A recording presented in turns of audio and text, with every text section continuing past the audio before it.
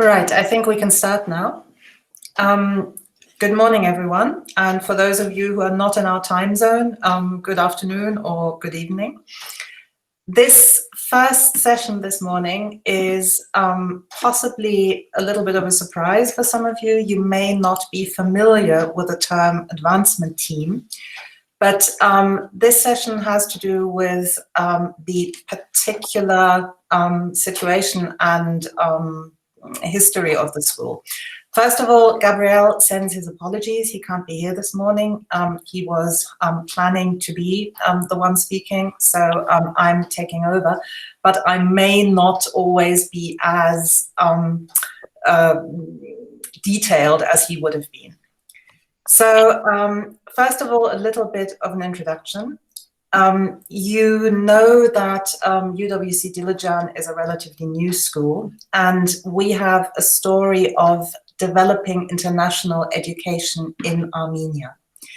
We are here in a country that is reimagining itself in the post-Soviet period. And the school is a perfect social venture that could grow and gain strength together with the new Armenia. This idea of reimagining is something that you may not have encountered before, because most of the countries you are from have a profound and solid history.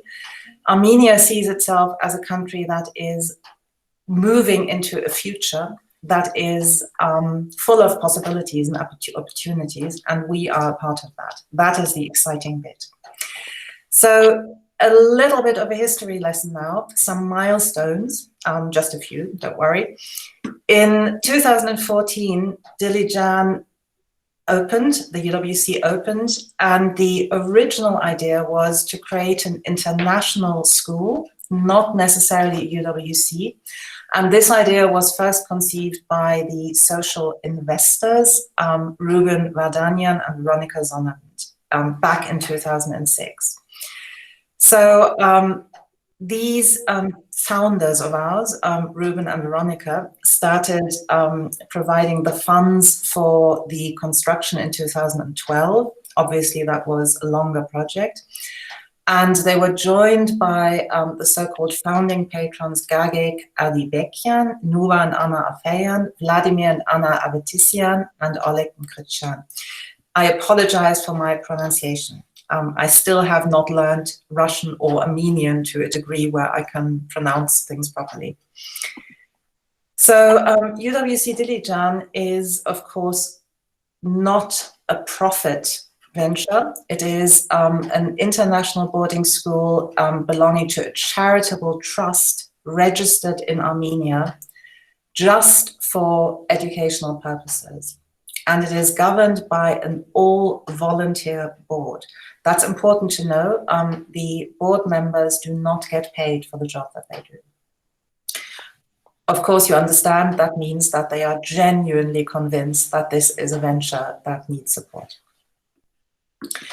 So UWC as a major philanthropic endeavor. Philanthropic means love of the people. So it is something that is not done to make money, but because there is a philosophy behind the idea. Since 2014, over 600 individuals and organizations provided support for the school. That's a big number. Over 80% of our students are on full or partial scholarships. So you can imagine what that means in terms of raising funds, supporting, making those links between the students and the donors. As a whole, UWC, we accept students on merit. The donors provide opportunities for the students, not just financial ones, but many of our donors offer internships, will support students with individual requests. So that personal relationship is really quite an important one. In return, we show the donors our respect and recognize their support via naming scholarships, acknowledging the donors' names on the website, and around the school, and we invite them to our events, and many of them do attend. In addition, we keep them informed about the school and the achievements of scholarship holders that they support. Makes sense. So some members of the advancement team might speak a little bit more about the current supporters, but on the 21st of September on UWC Day, we would normally invite Ruben and Veronica to give you an opportunity to meet them. We don't know yet if it will be possible to do that this year, but that's obviously something that we are working towards. I'd now like to hand over to the colleagues from the Advancement Office and ask them to introduce themselves. Who wants to start? Arpen, would you like to start?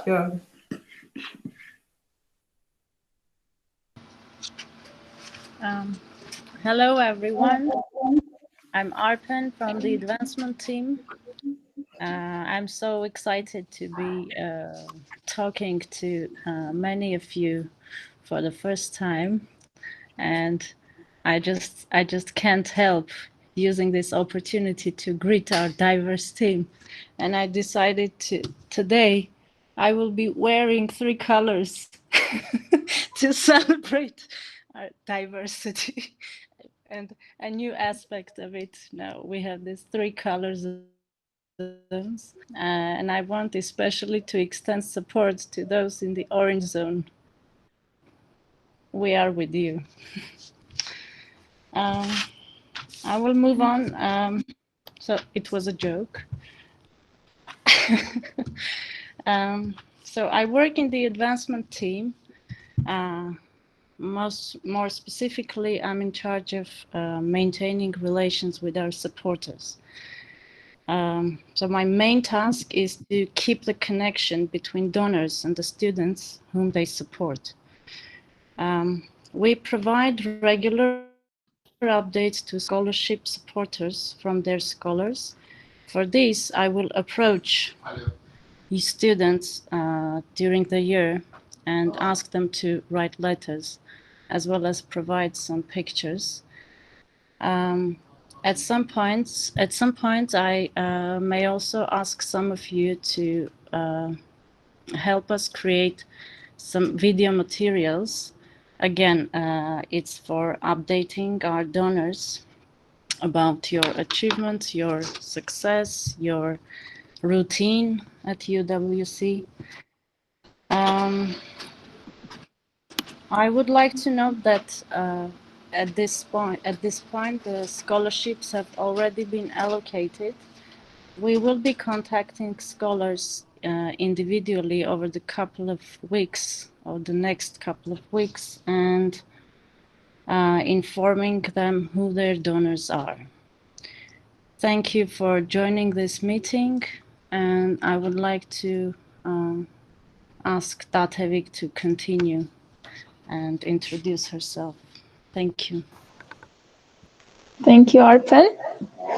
Hello, everyone. I'm Datevik. You might see me in residences. I work as a daytime TUM parent and as a visit manager in Advancement Office.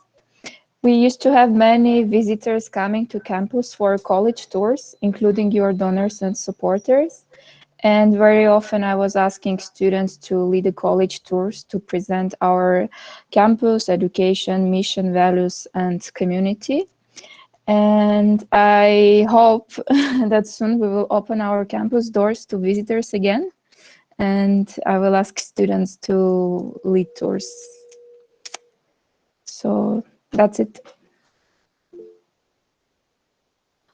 Oh. I think it's my turn now. Hello, everyone. My name is Sonia. I'm the communications manager at the college. So it's my 2nd year here that I'm with my family in Dilijan. And I work, so my work is about promoting UWC Dilijan for different audiences, including donors, existing and potential donors, but also to all other audiences as well. So it's about marketing and PR. And my goal is to describe and to show how wonderful the school is, how inspiring our stories are to attract funding, to attract new students, new parents, etc. We use different channels, communication channels for that. First of all, we have our social media. We release newsletters that you will be receiving regularly. We organize many events. For now, most of them will be online, but hopefully we'll have some offline events as well, and hopefully many of you will participate in those events. We also communicate with the press, with Armenian press, international press. We write different articles on different topics. We give interviews and things like that. So basically, the most important part of my work is to tell about our college, to inspire people by our stories.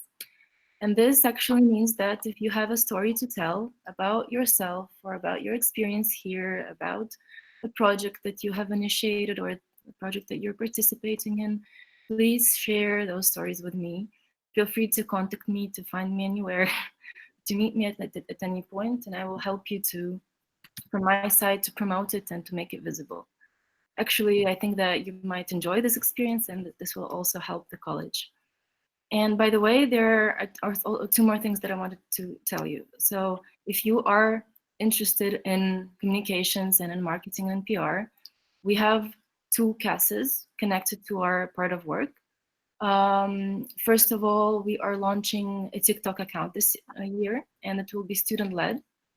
And those of you who have skills, video making skills, those of you who have a TikTok account, we invite you to lead the account. So let me know if you're interested. That's the first thing. And the second thing is that we have, every year we have a media journalist cast for those of you who want to practice your writing skills, photography or video making skills, who want to learn more about this area of work, also welcome. So I think this is actually it. I just want to show you a short video. It was made by our department a couple of years ago, and it's about one of our alumni. It's a very inspiring story, actually. So I will try to share my screen and show it to you.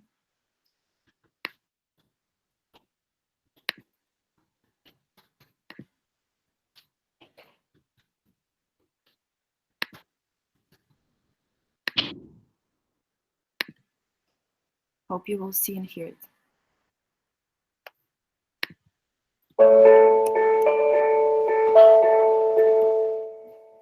I was a good student there because the schooling experience there is so much different from here because we didn't actually have opportunities to expand ourselves in multi-dimension. Socio-economic condition not that much good enough to support the students with their education. I have been working myself from very childhood to support myself. I was shoe shine boy for a long time. I was every day after school, mostly I would say every day. I go to local markets. In Sundays, I would go to churches and other wedding places where I could shine people, polish people's shoes, get paid. And besides that, I actually work with my family because my parents are farmers. It has a good memory, and actually, I would say I don't really regret about it.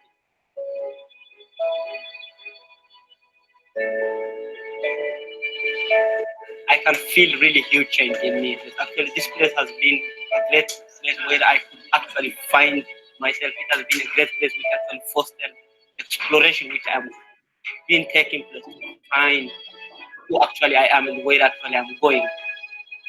I dream of having some kind of chemical institute or maybe chemical industry based on Ethiopia or across Africa, where I can work through the local universities. So I want to be someone who actually can translate the knowledge I have to something significant, something tangible.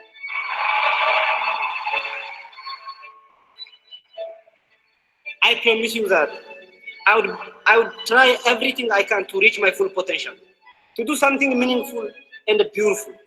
I promise that the contribution you gave in my life will always have a meaning.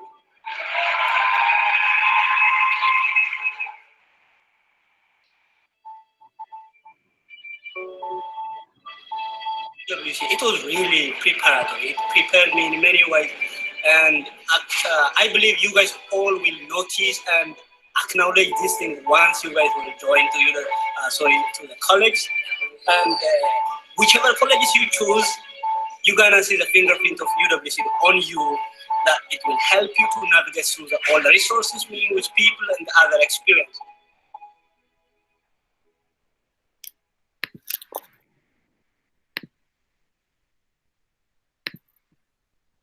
So yeah, that's actually all from my side. I'm really excited to work with you and to meet all of you soon. Thank you.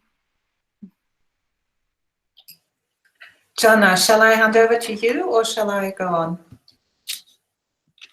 No, that's it. Thank you so much, everybody. Okay. Thank you so much. We look forward to be working with you. These films always make me quite emotional. I think everybody's the same. And I would just like to thank the team for making the website so interesting and so inspiring. Every time I look, there's something else there to see and something else to get excited about.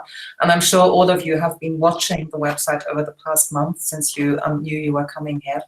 And that is a really important part of our school. You won't have that website without contribution from the students. So this is also a plea to you to feel involved and to make a contribution from your side. So the liaison with the donors, I think, is not just a token exercise. You will understand that. We need to keep the scholarship funding coming in, and it is really important that the donors feel that they have made the right social investment by supporting you. So we depend on you individually and also the college collectively as a whole. So once again, please continue to work with the Advancement Office and don't ignore us when there are any requests to participate. Tatovik's tours will start eventually. Sonia's CAS will be brilliant, I think, and very popular. So those are all opportunities for you to get involved and also to help us continue in the future. Thank you very much. Would anybody like to ask a question?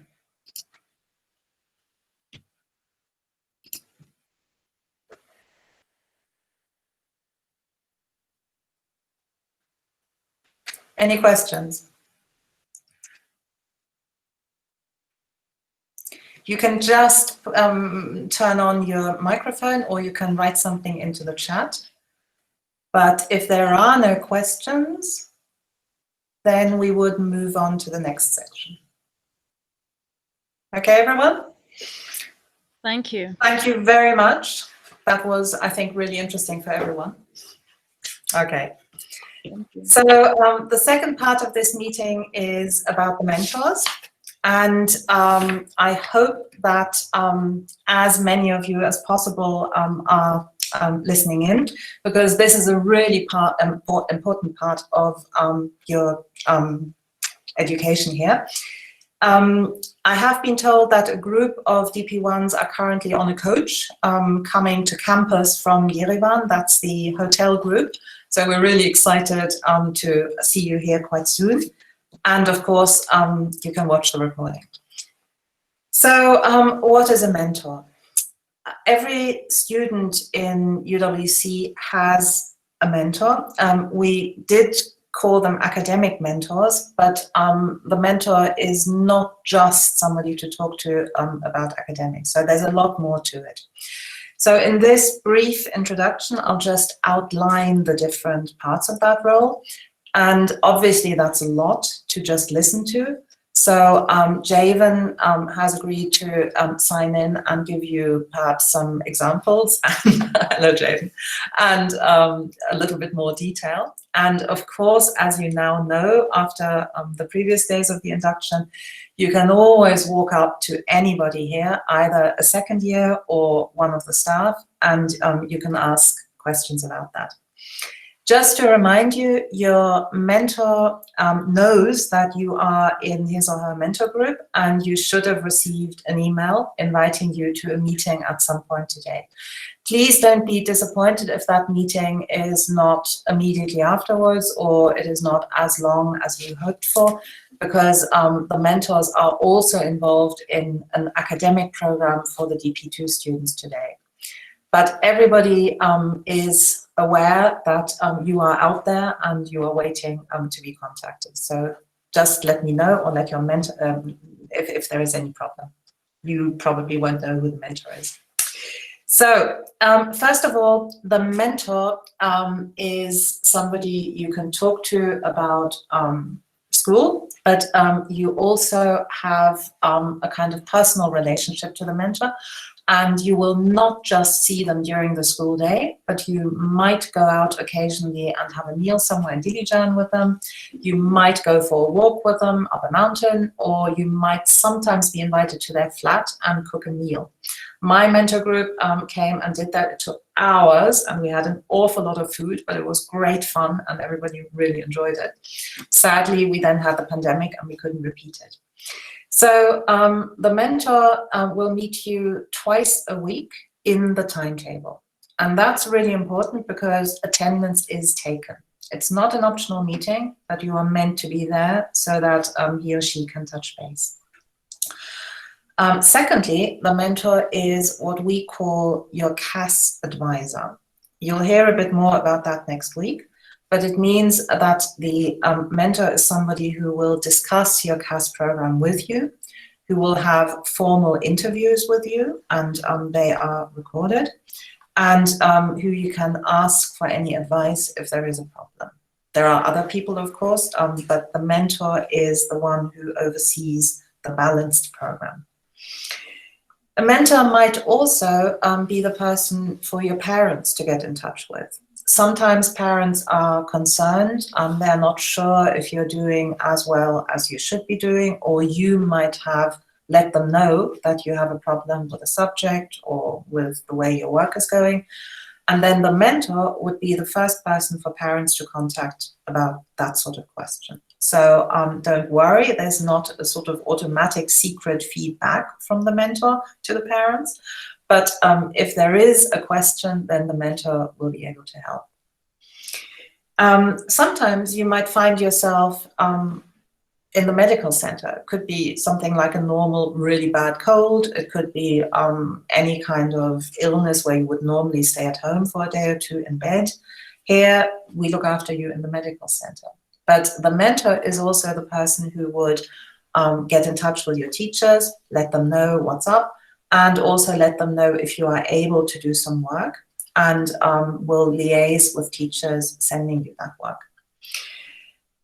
Later on in DP2, your mentor will be writing university reference letters. So it's quite important that that communication is kept going. So don't stop talking to your mentor because you might not like he or she, or you might be tired during mentor time. They want to get to know you so that they can support you on that next step. Right, and finally, the mentor will sometimes, let's say,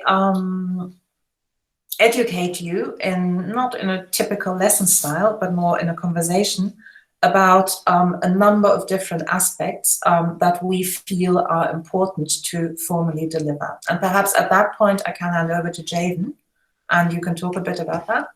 Thanks. Yeah, sure. Thank you very much, Sophie. So here I believe in UWC Dilijan, we try to aim for a holistic education. So not just education which focuses on what is taught in the IB. And so one part of that is sort of imparting students with things we call life skills. These are things which are good to know and I believe are essential for everyone, but they're not necessarily included in the IB syllabus. So last year, as a result of this, I was invited by Sophie to join something called the Life Skills Planning Group. And in this planning group, we sort of collected ideas from the students, and we sort of discussed what can we sort of learn in these mentor times to make them more, I guess, constructive, more productive. And some of the ideas that we discussed were things like digital citizenship, study skills, because we believe that these are very important things, but they are not being emphasized enough.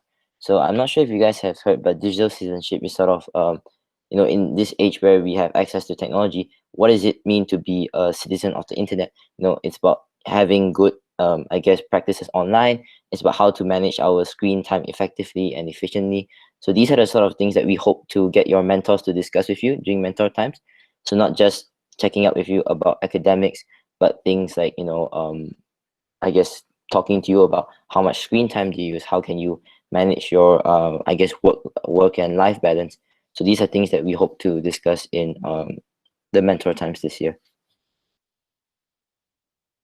And I think it's also important to add that not only do mentors write recommendation letters for you in university, at the end of the year they also write a report for you in your report card, and these report cards are sent to university as well. So like Sophie said, it is very important that you keep having this, I guess, relationship with your mentor.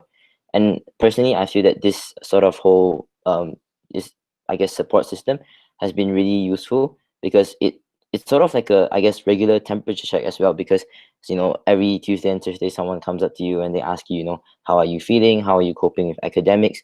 So it's also really nice that someone sort of cares about you and wants you to succeed in what you do here. Thanks, Jaden.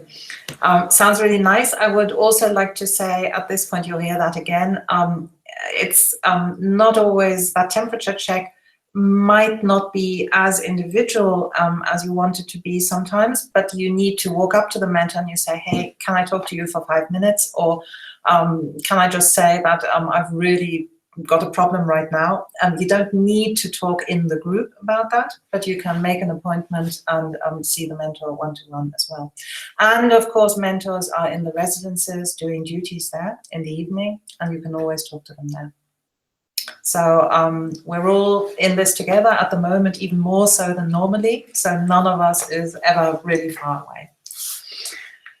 Is there anybody who would like to ask a question, or perhaps a DP2 student who would like to add anything to this?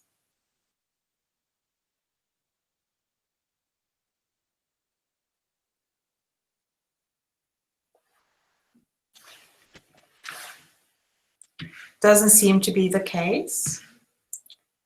So if everybody is okay with that, then we would end the session now. Regine's mentor group, you will have time to meet.